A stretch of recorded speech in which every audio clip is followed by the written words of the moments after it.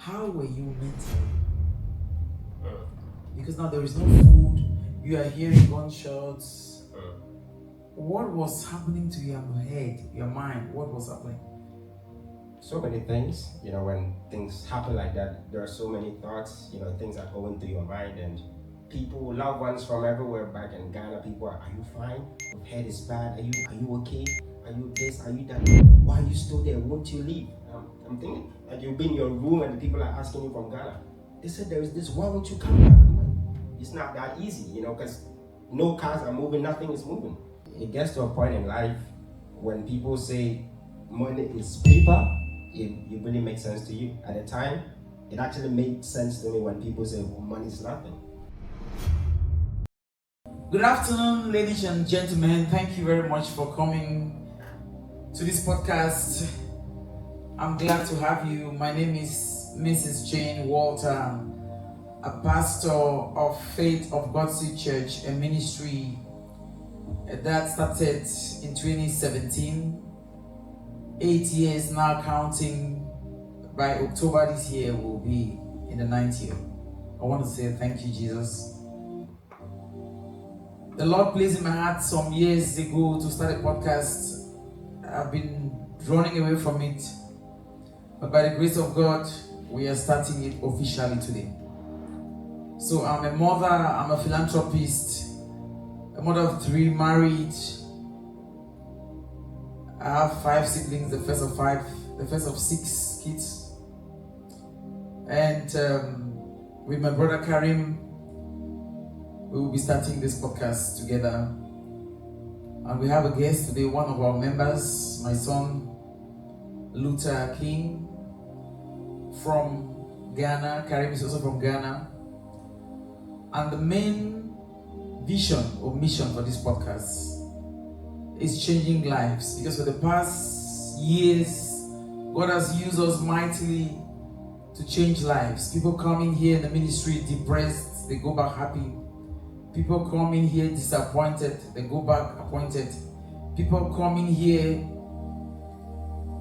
no testimonies, and when we pray, the Lord will use us to change their stories. People have come in here like cleaners, and now they are nurses. The Lord has helped us. In the past year, students going to university almost giving up, but through prayers, they have graduated and now working in different towns in Germany. So therefore, Transforming Lives with Jane, it's a podcast that will not only end here in this church, but now we are going all over the world, and Jesus will help us to fulfill the mission. I want to thank my co-host, Brother Karim, and so I hand over the mic. Brother Karim, can you please introduce yourself? Thank you very much, Ma.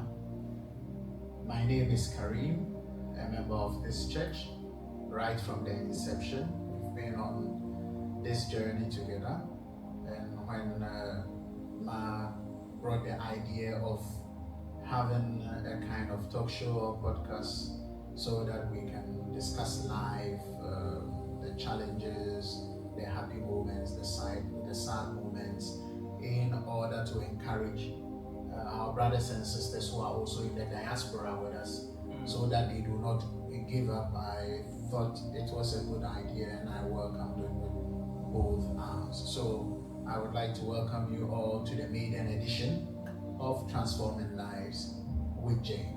Amen. So yeah, I've been in this country for close to a decade. I work with the social services. Like everybody, I came here with dreams and expectations, and by the grace of God and through the mentorship of Faith of God Seed Church, the journey, although turbulent, has also been good. And on that note, we would like to focus on why we are here today, and that is to have a discussion about life with one of our brothers. He will introduce himself, but I would like to give a little background to who he is.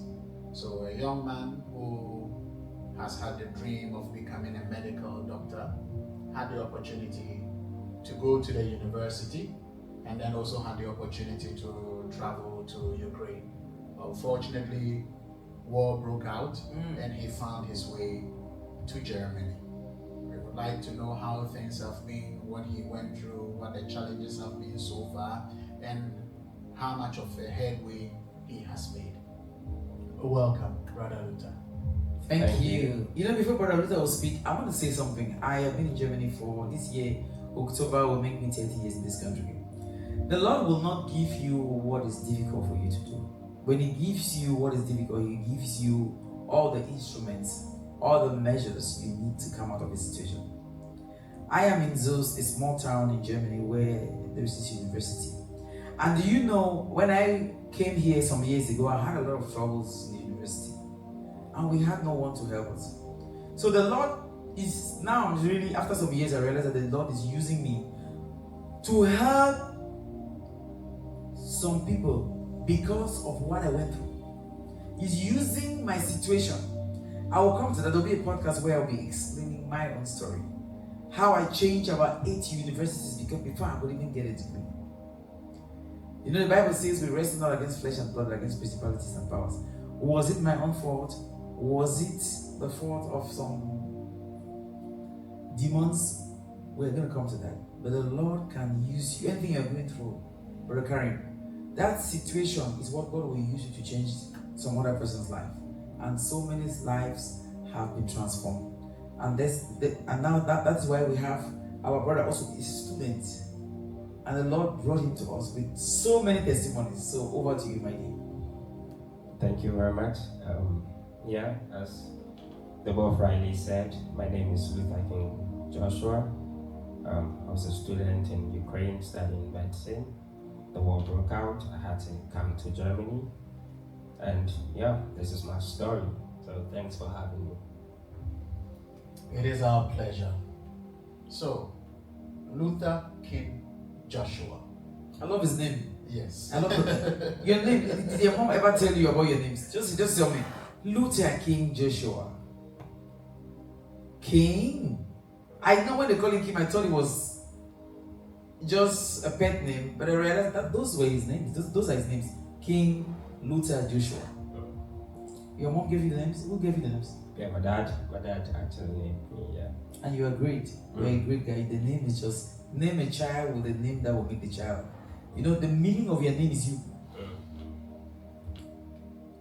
So we were very glad to have you here, but the question I want to ask you now is, why medicine? To start with, how did you nurture the fact that you wanted to become a doctor? Yeah, thank you very much. Why medicine? That's a very beautiful question. It's a loaded question as well. Why medicine? I've always wanted to be a doctor. That has always been a dream. Growing up, I've looked up to people who are doctors. I never really had people close to me that would influence me, but I knew that there had to be a doctor in my family. Wow. And somebody had to stand in the place to become a doctor. I love that. So I took that upon myself that, you know what, I'm going to be that. So that took me on a quest to want to study medicine. So briefly, I would say the reason why I wanted to study medicine is because that has been a dream, and I also wanted to be the family's doctor. Oh, yeah. I love that. The family's doctor. Very inspiring. So, what can you say the journey has been in wanting to be a doctor? Where did you start schooling? Which part of Ghana? I know you are from Ghana, you did not mention that, but I would like to put it out there. So, how did you start? Primary school, secondary school, university? Can you take us through your early journey? Yeah, thank you very much. As you rightly said, yes, I'm Ghanaian. I come from Sampa, which is in the Puno region, the Denbonga Hafu region.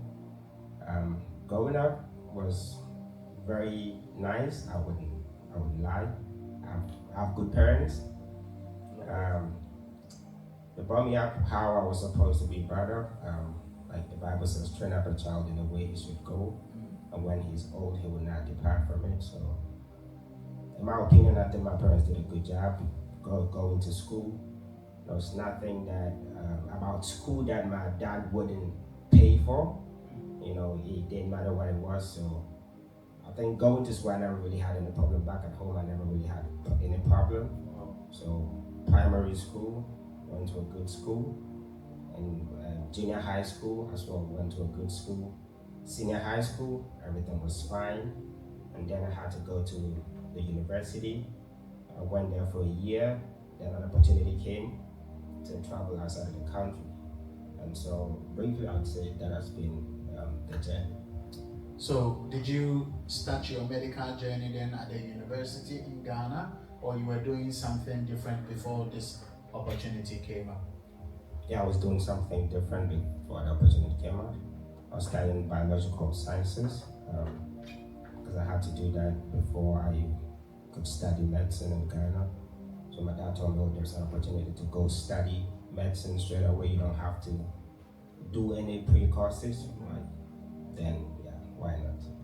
Yeah. Okay, so your dad, or is it your dad, made you aware that there's an opportunity to do medicine in another country. How did you take it?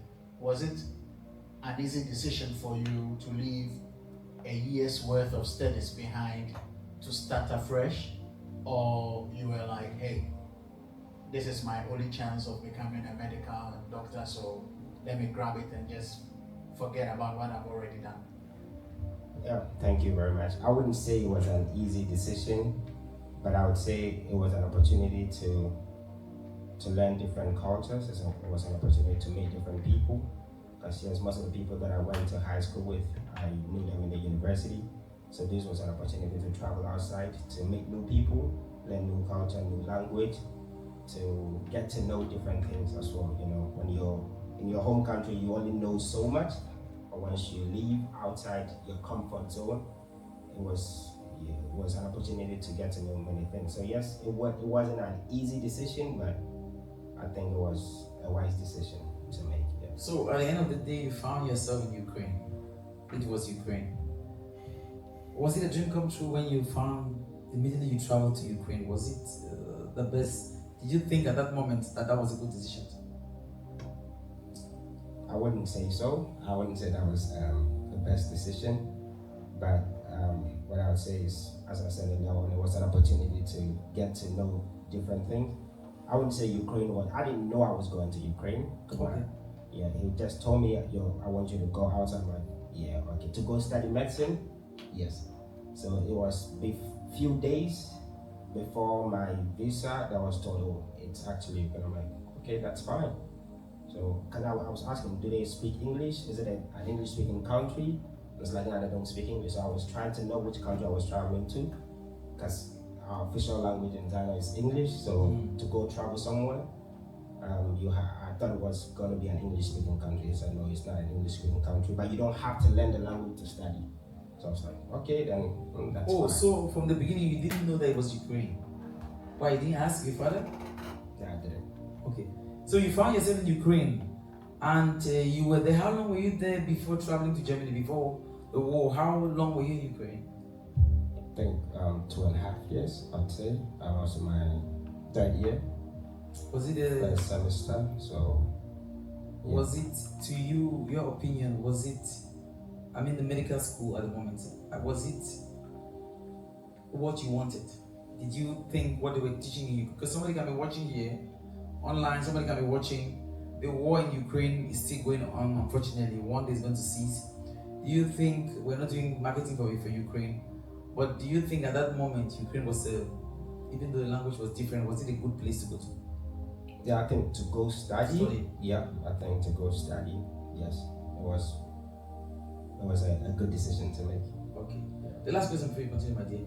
Now, the war, because that's our topic, right? The war. The war came, and at some point you found yourself back here in Germany. Can you give us a transition from the period that the war started to when you found yourself here in this country? Just maybe my brother asked another question, my son asked another question, but we don't want to take the podcast too long. So can you tell us the war, when it started, and to when you get to Germany, and how you got to Germany, please? Yeah, thank you very much. So yeah, the war broke out on February 22nd, 2022, if I'm not mistaken. Yeah, so I think we'd gone to class and then we heard rumors. Prior to that, I went to town sometime and then I met a friend of mine who said he was going back to Ghana. I didn't understand. He says, I'm like, why are you going? He says, haven't you heard what is happening in Kyiv? I'm like, the capital city and the news and everything. Like, there's wars about to break out. And so his parents had already booked his ticket, whatever, so he was going to travel back to Ghana. I'm like, nah, nothing's going to happen. So I didn't take him serious. So we went to school the next day, and then not so many people came, but then we started hearing news with this and that, this and that. Then the evening, every single thing went bizarre. Then we started hearing things. The next day, there were armored people, police, soldiers moving about in the town, and then now there is news in our group because we have WhatsApp groups for Ghanaian students. They're telling go to the what's it called? Go to the malls and whatever to go buy food. So we started going to go get food, bread, whatever. You go, there's nothing. You walk through the aisles and no food. There is no food. There is no food. So what is happening? So if you luckily I got a few, one or two bread. I lived on that for probably 2 weeks or so. Just So bread. bread, and then some few things. I had a few crate of eggs, and then I had to live on that, and then water. So if you're lucky, you get food. But then everywhere was empty. Jesus. So then they had to find ways to evacuate the people. Because it's like when you're a student, you don't have to be attacked. Okay, just before you continue, what was mentally? I know it's going to use. It's a bad. Let me say it was a bad situation. How were you mentally? Because now there is no food. You are hearing gunshots. What was happening to your head, your mind? What was happening? So many things. When things happen like that, there are so many thoughts. Things that go into your mind, and people, loved ones from everywhere back in Ghana. People are you fine? We've heard it's bad. Are you okay? Are you this? Are you that? Why are you still there? Won't you leave? I'm thinking like you've been in your room and the people are asking you from Ghana.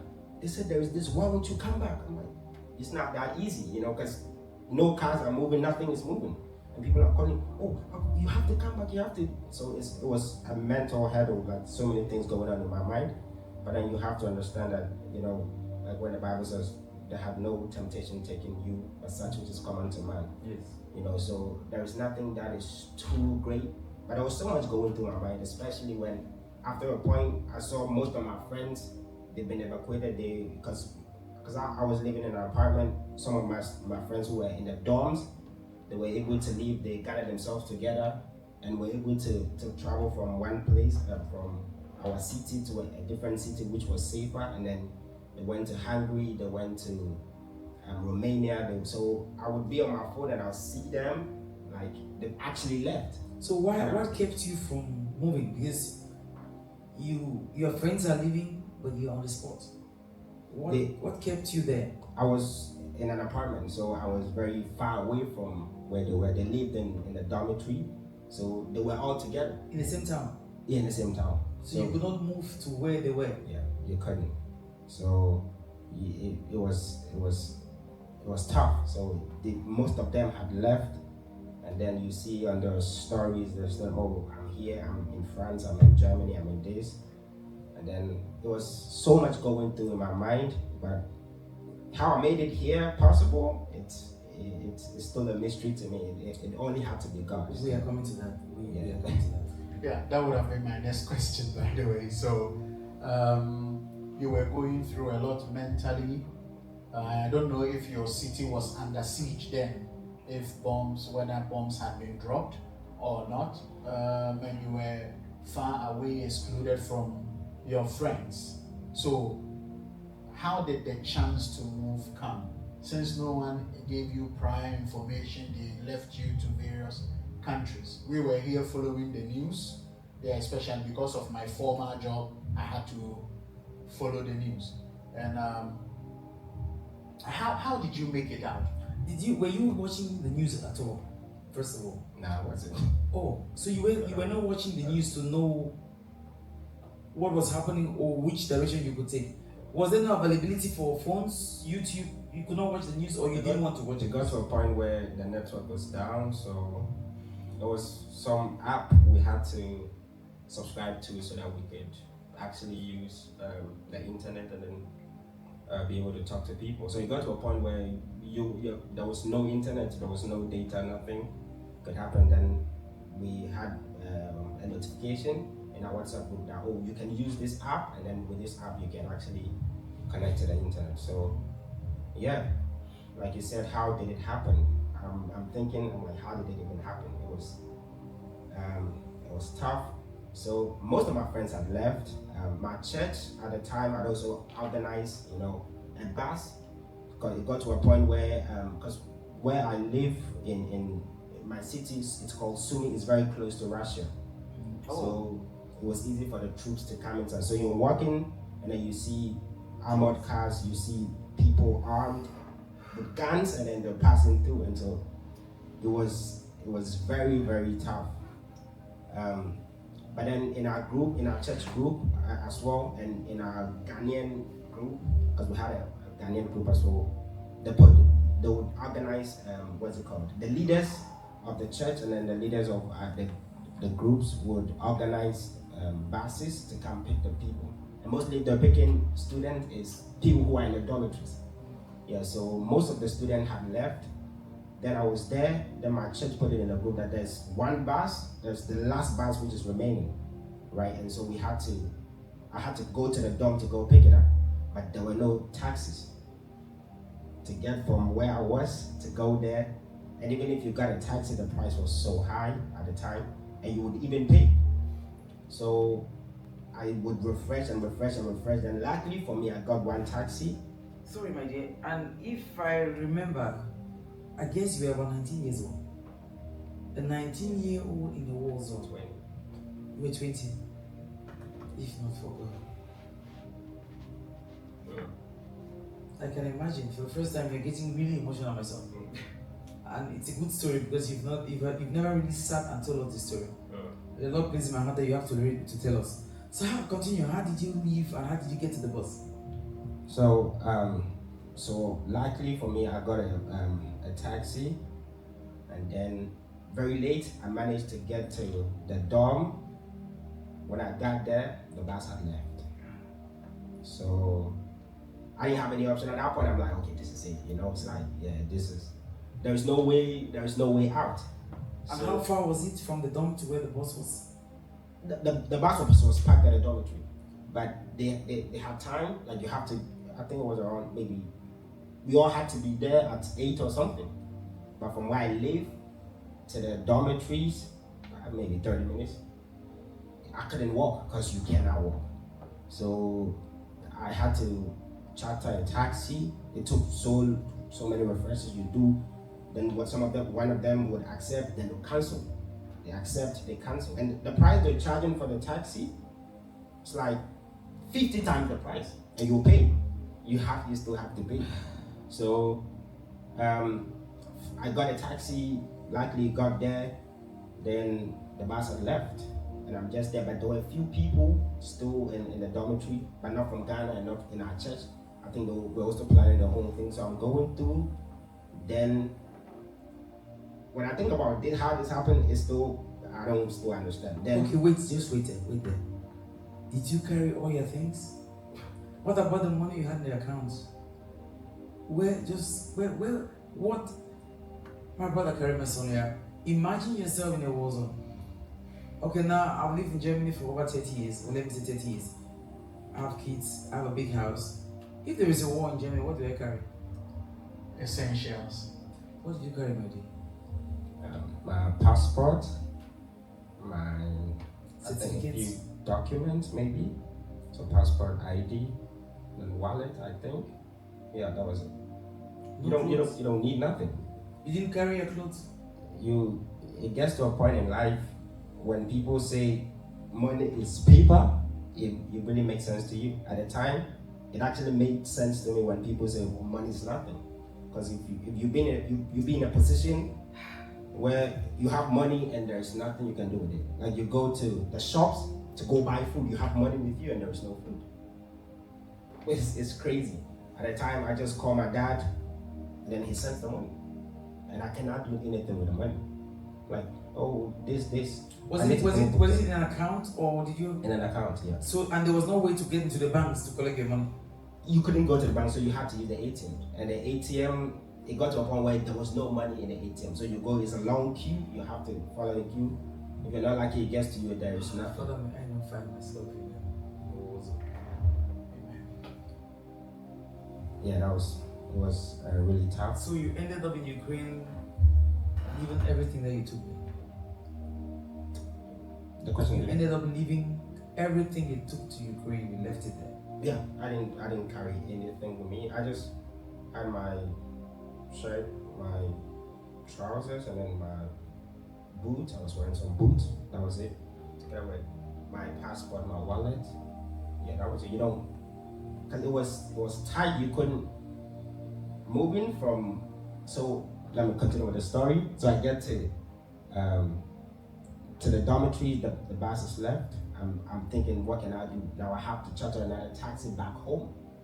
So I'm there, and then a friend, a big brother of mine, calls me. He'd already left to, I think it was in Romania at the time, or Hungary, I don't really recall. And he calls me, yo Luther, have you left already? Immediately, as you are there looking for a solution, you don't know what to do. At that moment, he calls you. I'm like, bro, nah, I'm still there. I'm still here. When God is with a man. Then he spoke Russian, so he could speak to the people. He could chat, because from the part of Ukraine that I live, it's mostly Russian. More people. It's now that people were starting to speak Ukrainian. So he spoke the language. He's been there. He was in his 5th year at the time, a senior of mine. Ghanaian. So he spoke the language, and so he could speak to the people. He could call a bus and chat everything. So he called me, bro, are you there? Have you left already? I'm like, bro, nah, there's no way I can leave. I'm just, then you know what? I've called a taxi for you and so, like 4 of us. So tomorrow, very early in the morning, he's coming to pick you up. When God is with a man, the steps of a righteous is being led by the Lord. It was not yet his time. Many are the afflictions of the righteous, but the Lord delivered them from either one. At the age of what? 20. At that moment, you were standing there thinking that the Lord Almighty was making a way for you. And from nowhere, this guy called. Yeah. It was the last person I thought was going to call me. If there was anybody that would call So you were not even close to him? Now we were close, but like I had friends, immediate friends, like people I'm in the same class with, people that I talked to every single time, who had left, who if somebody was going to call me, it should have been them. But out of nowhere, I'm like, every time I'm thinking it was last time I was talking to someone, I was saying the same thing. I'm like, why would he call me? I'm thinking to myself, because why would he had no reason to call me. So I'm like, he just called me. Like, bro, have you left? I look up to the hills. Where will my help come from? There was something running through my mind this afternoon. I need something to be done back home. And someone is helping me. And I have known this person for 11 years.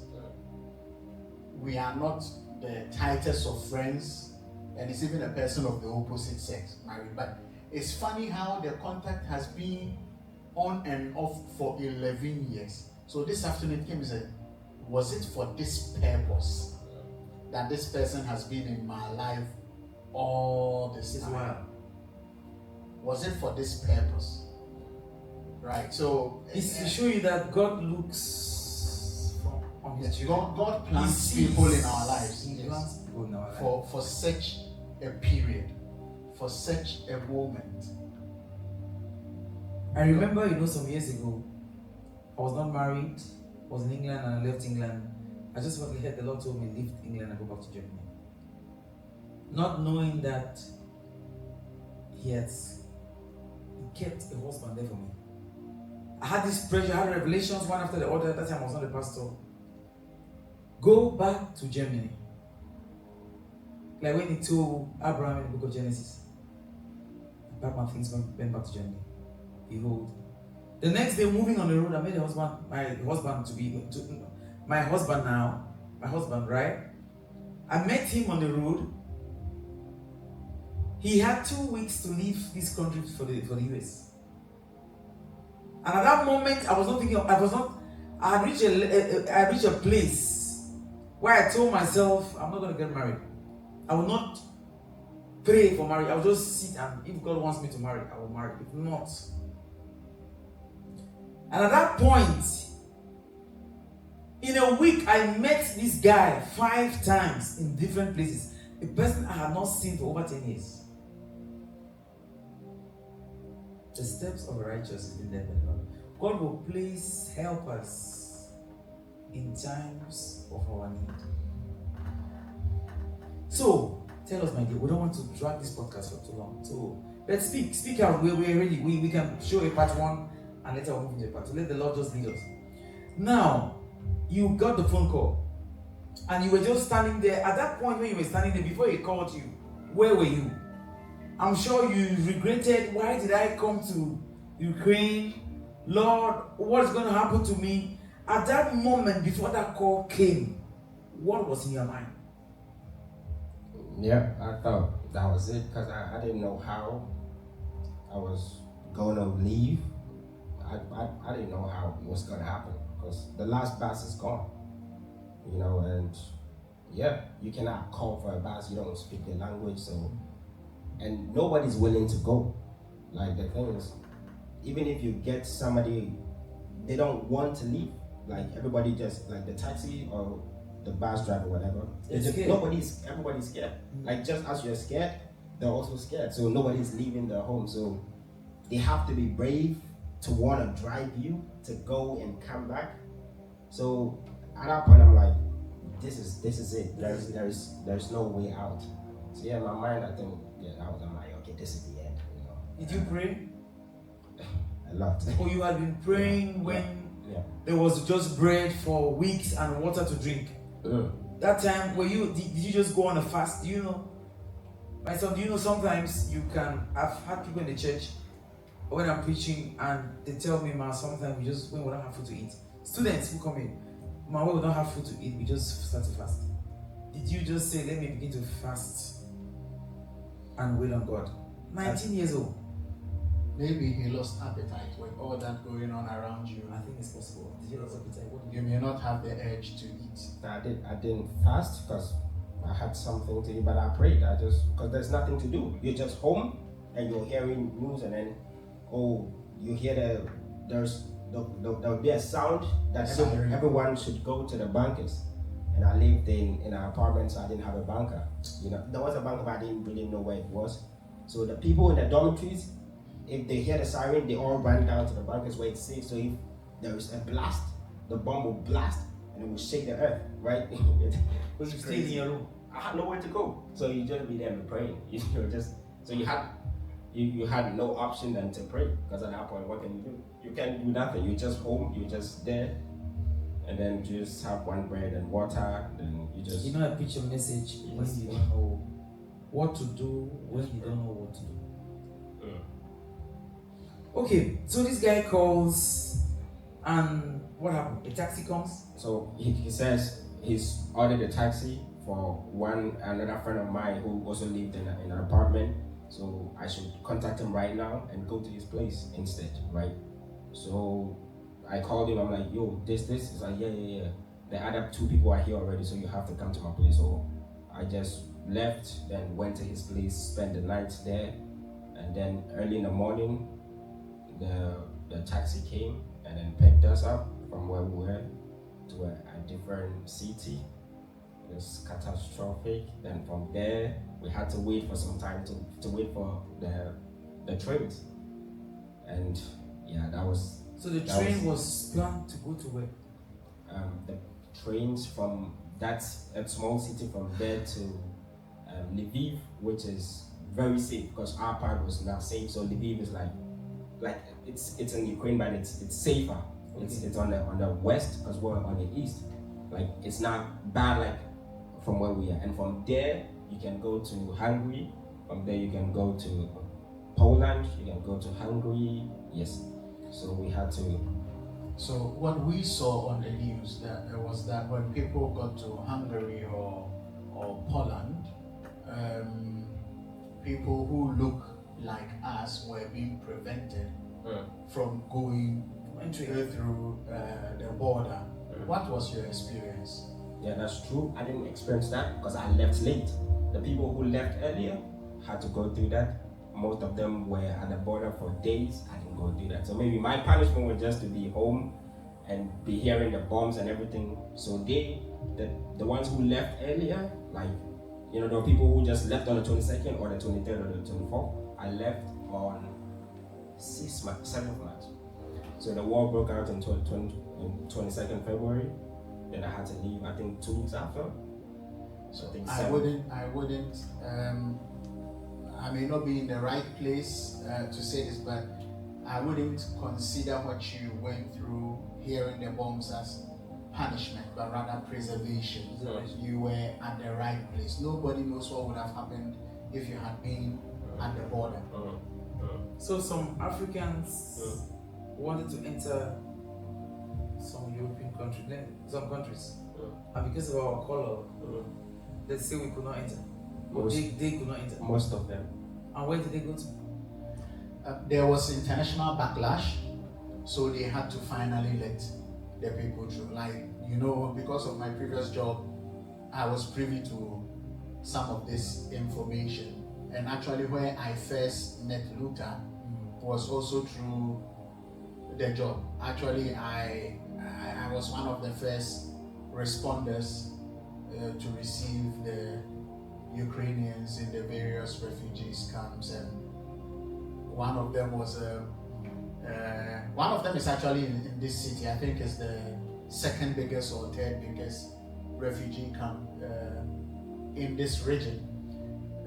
So I had the privilege of, anywhere there has been war, immediately people leave. What happened in Afghanistan in 2021, yes, majority of the people landed at my place, and then a year later the Ukrainians also surfaced. Yes, so that was our very first contact. His story is really pathetic for his, let's say, at his age. Do you have a question before we proceed? Do you have nightmares? Were there nightmares at some point? Like in your sleep? You just got this panic attack, fear? Now, yeah, maybe a few years ago, but not really crazy. Like, I think for me, I don't really, in as much as it was bad, I believe that when it's your time, it's your time.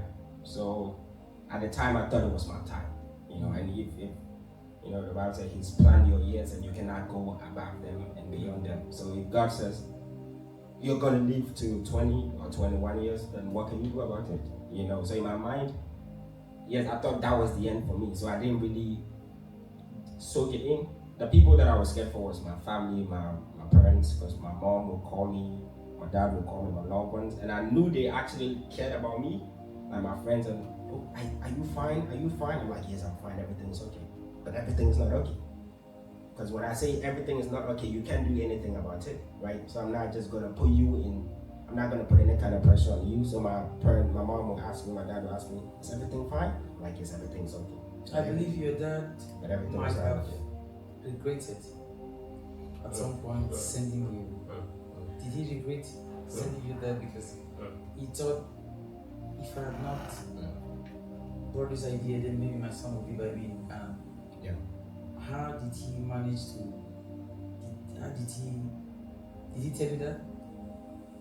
He didn't tell me, but then you can tell he knew he shouldn't. Yeah, if he knew this was going to happen, then he wouldn't have allowed that to happen. Because no parent would want their child to go through. So he didn't explicitly say, "Oh, I wish I," but then you can tell. That is why. Sorry, my dear. That's why one of the greatest prayer points I pray Oh Lord, direct my steps for divine direction. And you know, most of the time you can pray and you still take the other way. But sometimes I tell people, brethren, if you don't know what to do, then wait. Because waiting is also an answer. Amen. Okay, so how did you, do you have another question? Otherwise, how did you tell us? Now you're in the car going. And when you were going, I believe you were thinking, what if a bomb will come upon this car?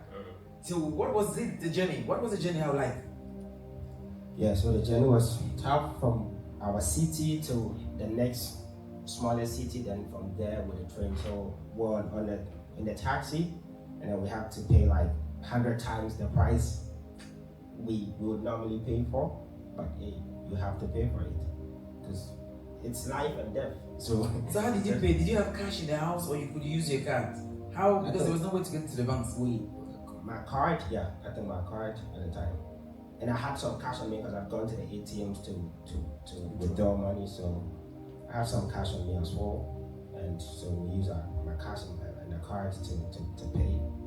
So we're going, then we get to one place, then they'll inspect us because there are soldiers at every standpoint. So we get there, then they'll look through the car, see is everything fine. Okay, then we go next point. They'll look at you, is everything fine? Are you carrying something?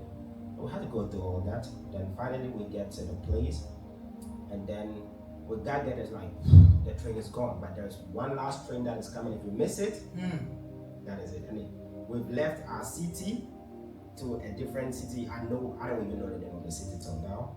And from there's another train that's where the train is leaving to go to Lviv, which is like a very big city. And from there you can go to wherever you want to go, like any part of Europe. So they're saying that the last train is gone, but the last train is coming. If you miss it, that is it. So that is when they say the cause of things, survival of the fittest. If you're not strong, then you're not gonna make it. Was there a scramble for the train? How many people were waiting? A lot of people. To say scramble is an understatement. There was fight. You had to fight to get it. You see people climbing everywhere to get into to get into the train. 19 years. Yeah, and mostly. So first of all, women, children, getting, then other white guys because most of the white guys were not allowed because you had to go fight. Yeah, the men were not allowed. So those ones there were allowed to enter. Then now the black people, and most black people were actually forced to not enter, but you had to fight your way through. Oh, they were forced not to enter. Yeah. Were you still in the group of 4 or? No, at the time we've all did disperse, like everyone, because the trains come now. You're fighting to see where you can enter. So we were not together at the time. Did they make it? Yeah, we all made it. So you are now in Lviv. You arrive in Lviv. What was the next step? So from Lviv, the next step is to go to Poland or Hungary or Romania. So we chose to go to Hungary. And Before you got there, did you eat on the way or there was no food? did I eat? I think the brother that we went to sleep at his place, yeah, he had some food because rich guy, so he had food. He was set, so he gave us something to eat. I think we're fine. Okay. We're fine. So how did you move from Lviv then to you said Poland or was it Hungary? To Hungary. Okay. So if we get to Lviv, then now we get to Lviv and I'm seeing most familiar faces. I'm like, okay, I know this person. Oh, we're in the same school. This okay. So we had to also come together to charter a bus from Lviv to the border, to the Hungarian border. So we did that. We paid for it, and I think the bus driver because there was so much traffic, and if he had followed, we would have made it. So I don't know how he went through speed, and then he would go through them, and then blowing his horn, and then swiftly. So that's from Lviv. I think it was smooth. When we got to Lviv, we knew, okay, you know what, we're not gonna die. Until we got to Lviv, we're like, anything could happen. But once we got to Lviv, we're like, okay, then yeah, we're gonna make it. Yeah, We thank God for your life. So all this while, were you in contact with your mother here? I'm saying your mother, we know who you are referring to. I'm just referring to as your mother, but our sister in a church. Were you in contact with her? Yeah, when I got to Hungary, yeah. But at the time, no, because at the time I didn't want to do anything. So yeah. But did she know that you were in the Ukraine all this while? No, she didn't. Not Okay, so many people know. No, she didn't know. I think she didn't know. It's when thing happened, then somebody contacted her, and then yeah. So how did you get into contact with her? How was the contact established? My dad. So yeah. So my dad told me that okay, I could come here because my dad, their family. So yeah, it's like okay, then if you're there, then maybe it's easy to come to Germany and then yeah start a new life. I'm like okay, yeah. So that was my dad. So the journey from Germany, was it with the train? Was it with the, and means the same this time at this moment you are still having the same clothes on your body, the same clothes you left Ukraine. Did you change? Did you have a shower somewhere? Could you, or you were just on? That was not even your problem. From Ukraine to Hungary, that was not my problem. But when we got to Hungary, we're like okay, we're here now. So some of the leaders of the Ghanaian Student Union, I was with them. So because of what happened with those who left earlier, we got some incentives. Because those who left earlier, they didn't really like with the whole racism thing. So when it got to our turn, it was smooth. They gave us a hotel to sleep in. Oh. To those who didn't have money, they gave them money. They gave us food, whatever. So because those who left early, they didn't mind them. They didn't give them nothing. They actually, were very racist against them.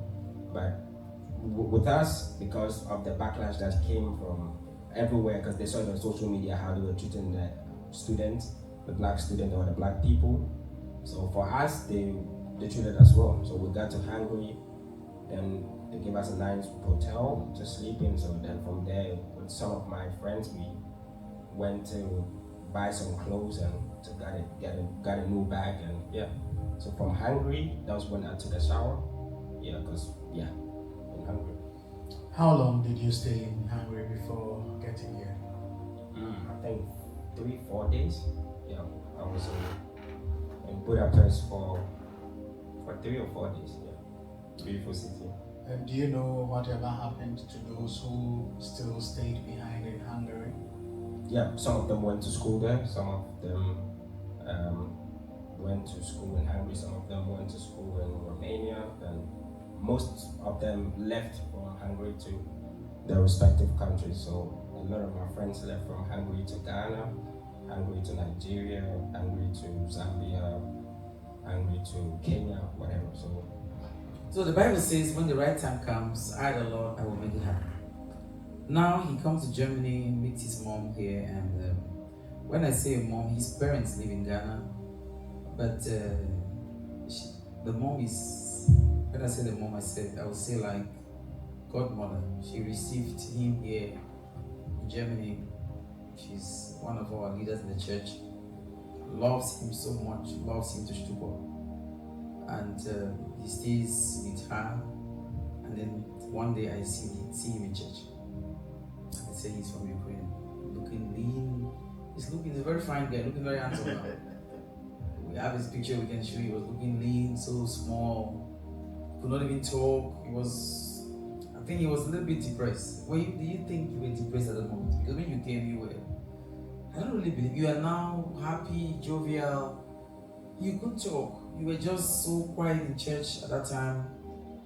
I remember praying for you a number of times, really praying for you, giving prophecies, how great God is going to use you and how a great guy you are, that you should not worry. Joseph went to the prison. Why would you not go to the prison? David met Goliath. You have met your own Goliath. And so what was it at the moment when you came to Germany? How were you? How was it? I think like you rightly said, yeah, there was a lot to process because there's so much that was going on. Like, where do you go from here? Like, Do you want to come here and just go back home? Do you want to come here and start a new life? Do you want to come here and study? So it's so many questions that were unanswered. So I think that was part of the reason. So I had so many things going on in my mind at the time that I didn't have answers to. Yeah. I pray for someone that is watching this podcast. You have gone through a similar situation like King. I pray that the Lord will give you grace and strength to process. There are many students who left Ukraine and came to Germany. I think I met a number of them. Some came to the church as well. Some other ones, they are no more here. They're in different towns. I can imagine how tough. I don't like wars. My country, Cameroon, I come from the English side, and it's a war zone for many years. Killings, and now if you die, anybody dies, anybody kills someone, nobody cares.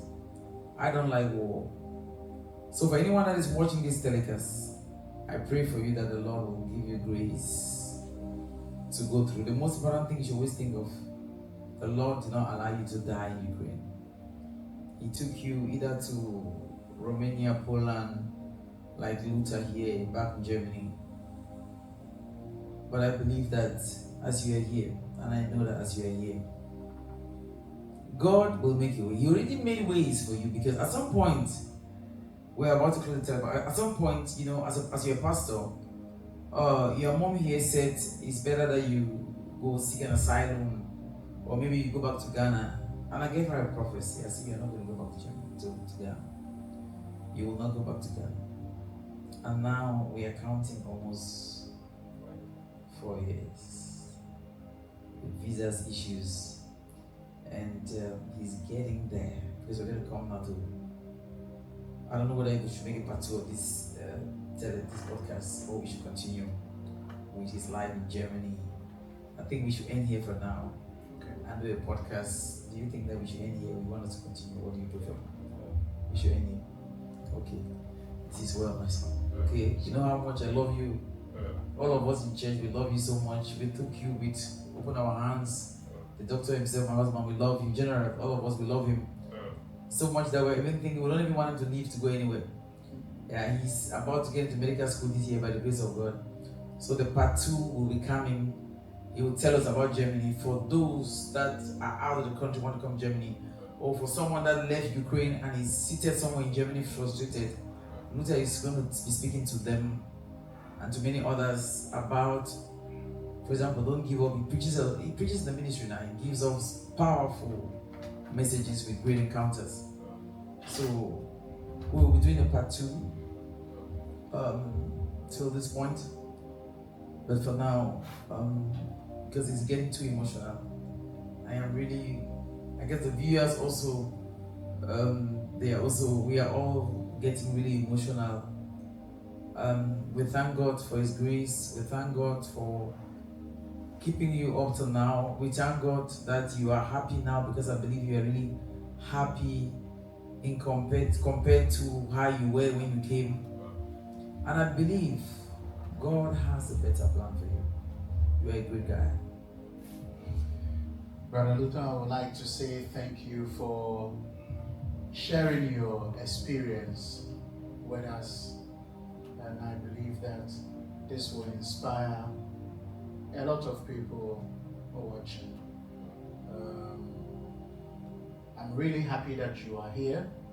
I'm really happy that you are thriving after all that you've been through.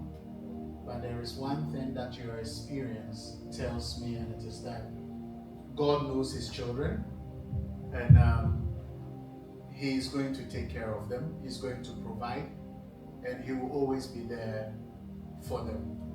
But thank you very much for coming. I want him to just tell the viewers that, for example, you could have somebody from Ukraine now that is not fine. So they can still come in because the war is still going on, right? What will you tell someone that left Ukraine just like you, and they found themselves in another country? What few words will you tell them for encouragement as we close? Yeah, thank you very much. All I'd say is, Life is hard, but life is how you live it. So nothing is gonna be easy. You're gonna go through struggles. You're gonna go through pain. But you have to understand that God has a bigger picture for you. The life that God has for you is for you. And so it don't matter what you go through, just keep holding on to whatever you've got. Never forget God in your life, that in your down and in your uprising, He's always there. So always remember that God is by your side and He will continue to make you what He's planned for you. Yes. Count it all joy when you go through all the trials and temptations. It is for the testing of your faith. I guess that is James 1 also. Thank you very, very much. Bye bye. Au revoir. And have a wonderful